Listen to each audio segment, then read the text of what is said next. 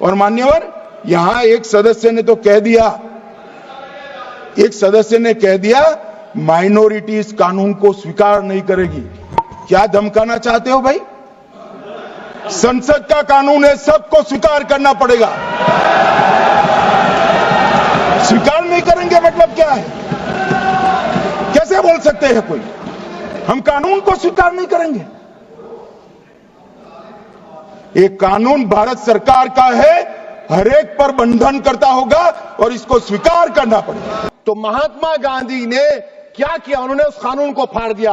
तो मैं गांधी की तरह इस कानून को फाड़ता हूं। ये अनकॉन्स्टिट्यूशनल है सर। अगर आप हिस्ट्री को पढ़ेंगे तो महात्मा गांधी उस वक्त के व्हाइट अफ्रीका में सफेद फार्म अफ्रीका के कानून को महात्मा गांधी ने कहा था कि ये मेरा कॉन्शियंस इसको मानता नहीं, मैं इस कानून को कबूल नहीं करता हूं। तो महात्मा गांधी ने क्या किया? उन्होंने उस कानून को फाड़ दिया। तो मैं गांधी की तरह इस कानून को फाड़ता हूं। ये अनकॉन्स्टिट्यूशनल है सर।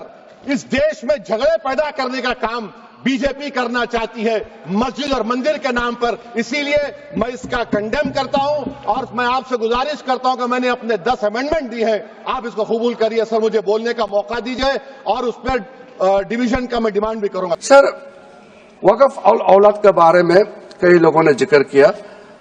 हमारा ओवैसी साहब बहुत विद्वान है, उन्होंने कई मुद्दे उठाए हैं।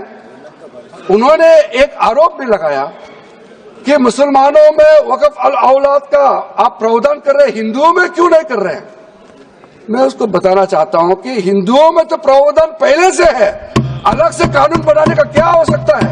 असंवैधानिक काम तो उन्होंने किया है जो बिल फाड़ने का काम किया है। आज मैं पूछना चाहता हूं, आज किस लिए बिल फाड़ दिया?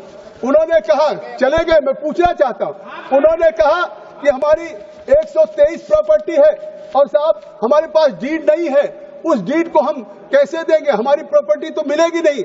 मैं कहना चाहता हूं 123 प्रॉपर्टी है, बिल्कुल है।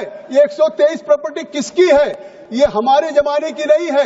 जब ब्रिटिशर्स ने, अंग्रेजों ने हिंदुस्तान की राजधानी को कोलकाता से दिल्ली बनाने का फैसला किया और 1911 में जब उन्होंने यहाँ के लुटियन जोन्स की लैंड को एक्वायर किया, लैंड एक्वायर करने के बाद ड्यूली कंपनसेशन दिया और अधिग्रहण कर लिया। खुद कॉन्स्टिट्यूशन की बात करते हैं, संविधान की बात करते हैं और बिल फाड़ते हैं। उस संविधान कि जिसकी कसम खाते हैं आप, उसका अपमान करते हैं। आपकी शर्म नहीं आ रही आप लोगों को? ओवैसी खुद को मुस्लिमों को मसीहा बनने की कोशिश वो कर रहे थे।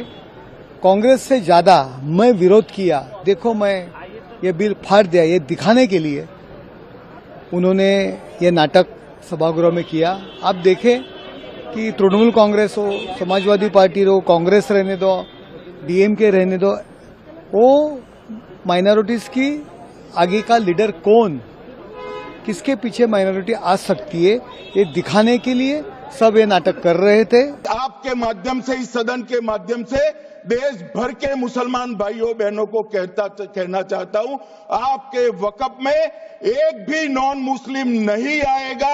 ये एक्ट में ऐसा कोई प्रावधान नहीं। मगर जो वक्फ बोर्ड है और वक्फ परिषद है, उसका काम क्या है? वक्फ की संपत्तियां मान्यवर बेच खाने वाले लोगों को पकड़कर इसके बाहर निकालने का।